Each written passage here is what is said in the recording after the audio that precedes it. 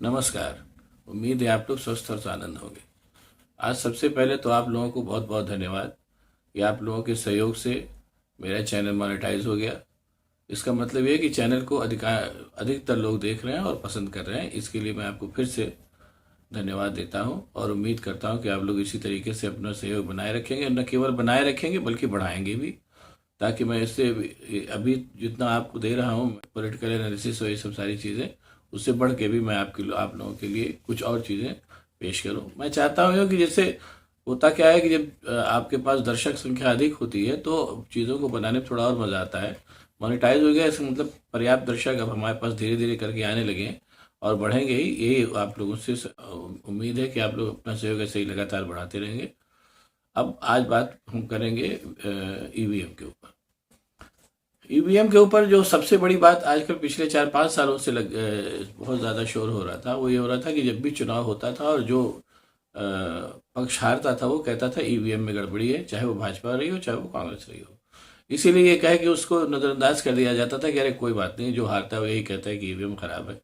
लेकिन पिछले कुछ सालों से इसको लेकर के चर्चा गंभीर होती जा रही थी कि ईवीएम में कुछ न कुछ गड़बड़ी है।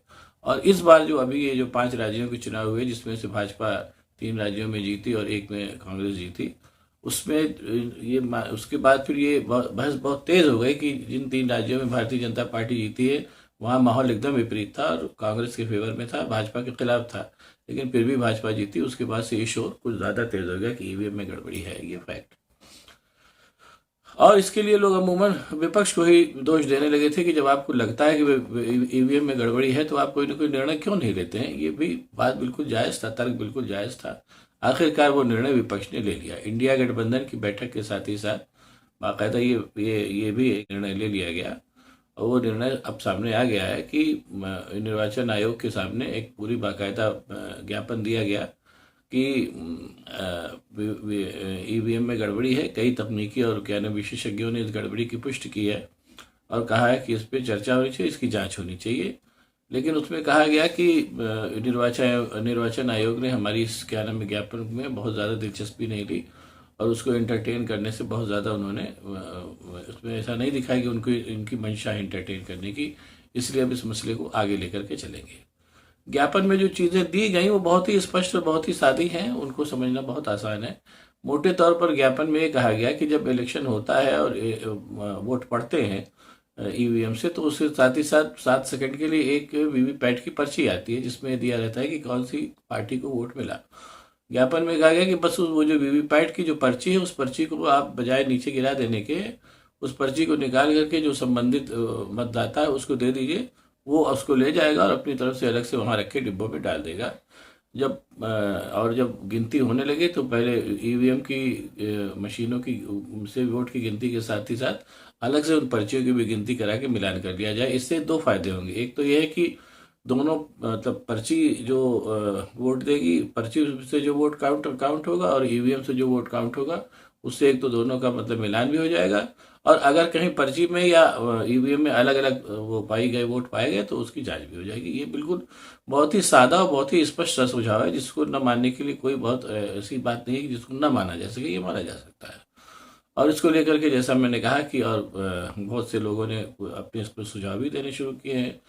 जैसे अखिलेश यादव का सुझाव तो बड़ा ही तार्किक और बड़ा ही तर्कसंगत है। उन्होंने कहा कि भाई जब अमेरिका और क्या नाम है जापान और जर्मनी जैसे बहुत बड़े देश जो हमसे तकनीकी तौर पे बहुत आगे, आर्थिक रूप से भी बहुत आगे हैं, जब वो अपने यहाँ ईवीएम से चुनाव नहीं करा के बैलेट पेपर से चुनाव करा रहे हैं, तो हमें ऐसा करने में कौन दिक्कत है। एक तरफ तो आप विकसित देश बनने की बात करते हैं और दूसरी तरफ विकसित देश जो कर रहे हैं वो करने में आप पीछे रहे हैं। तो ये अखिलेश यादव का ये तर्क समझ में आता है कि ऐसा हो सकता है, ऐसा होना ही चाहिए। और जैसे एक और बड़े नेता हैं, उन्होंने कहा कि भाई, उन्होंने तो ये कहा कि उदित राज ने कहा कि अगर अब ईवीएम को लेकर के कोई निर्णय नहीं लिया गया तो ये तय जानिए कि भारतीय जनता पार्टी ईवीएम की मदद से 24 का भी चुनाव जीत लेगी और उसके बाद जो है भाजपा के फेवर में और आम जनता के क्या नाम है आम जनता के अहित में इतना अराजक माहौल पैदा हो जाएगा कि उससे लड़ना बड़ा मुश्किल हो जाएगा। बेरोजगारी और बहुत भयानक हो जाएगी, महंगाई और बहुत बढ़ेगी और तमाम तरीके की दिक्कतें होंगी जिनसे जनता को जिसका भुगतान जनता को भुगतना पड़ेगा।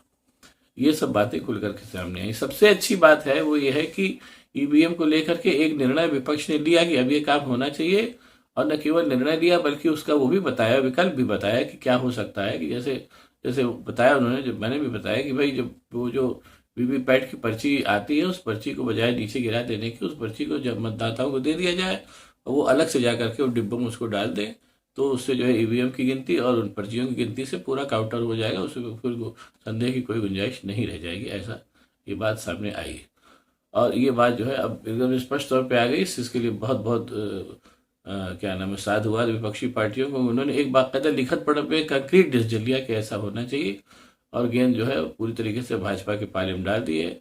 अब अगर भाजपा इस चीज़ को मान लेती है तो सीधी सी बात है कि फिर वो जो सुझाव बहुत दिन से प्रतीक्षित था वो हो जाएगा, और नहीं मानती है तो जाहिर सी बात है कि उसको तर्क देने पड़ेंगे, भाई क्यों नहीं मान रही है। ये भी मतलब एक ये मुद्दा चल पड़ेगा, और उस मुद्दे के बाद अगर जरूरत होगी तो देशव्यापी आंदोलन भी होगा, जो भी होगा जैसा भी होगा। लेकिन सबसे बड़ी बात यह है कि पहली बार विपक्ष ने इस पर लेकर के कोई एक ठोस डिसीजन लिया और इस बात को कहा, और साथ ही साथ एक विकल्प भी दिया कि ऐसा हो सकता है। इसके लिए विपक्ष जो है, मैं फिर कह रहा हूँ, बधाई का पात्र है, साधुवाद का पात्र है। अब देखिए इस पे आगे क्या होता है। लेकिन इतना तो तय हो गया विपक्ष की इस कार्रवाई से, और इंडिया गठबंधन की बैठक के साथ ये जो कार्रवाई हुई कि ईवीएम मशीन जो है संदेह के घेरे में है, उस संदेह को दूर करने के लिए जो भी संभव उपाय किए जाने चाहिए। अब अगर आपको मेरा वीडियो पसंद आए तो इसको शेयर करिए, लाइक करिए, साथ ही साथ मेरे चैनल को सब्सक्राइब करिए ताकि मैं और भी ऐसी बातें आपको बताता रह सकूँ। बहुत बहुत धन्यवाद, नमस्कार।